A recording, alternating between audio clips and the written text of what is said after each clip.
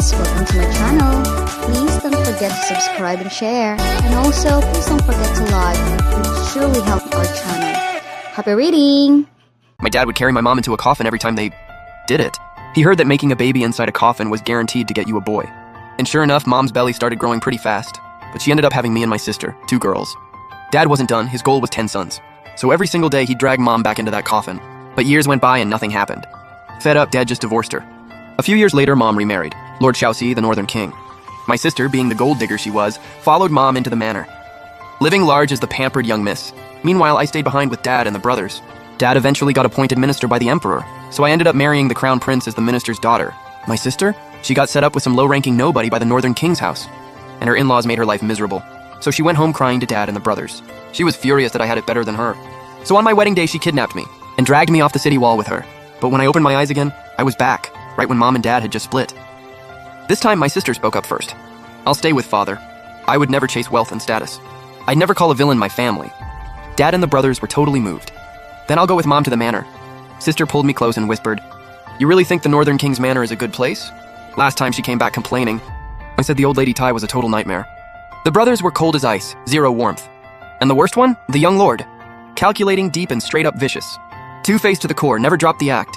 So what? The fancy lifestyle makes it worth it. You'll see when you get there. Don't let it fool you, sis.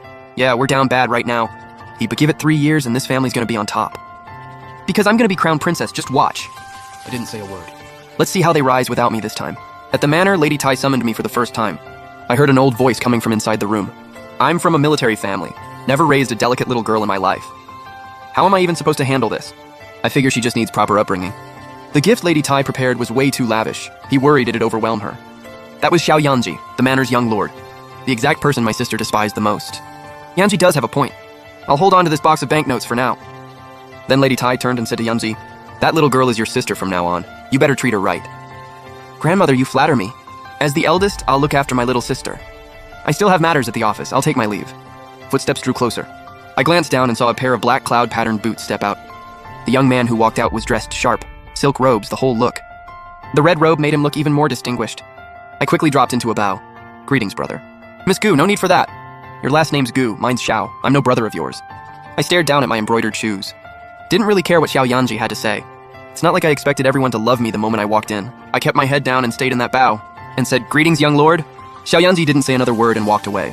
I finally let myself relax, then stepped inside to pay my respects to Lady Tai. "First time meeting you, wasn't sure what to get. Heard girls like jewelry, so I got you a pair of gold bracelets." I remembered my sister coming home with gold bracelets once. She called Lady Tai cheap, said gold was tacky, not nearly as classy as jade. Trashed Lady Tai for being military-born, calling her rough and tasteless. "Not even a basic sense of style," she said. But the very thing my sister hated, I never got to wear it even once before I died. I looked down at the heavy gold bracelets on my wrist, then looked up at Lady Tai. The old woman was looking away, playing it cool. But her eyes kept sneaking glances at me, clearly nervous I wouldn't like them. I gave her the sweetest smile. "Thank you, Lady Tai." Seeing I genuinely loved them, Lady Tai quietly let out a sigh of relief. "I called you here today to ask if you'd want to attend White Crane Academy."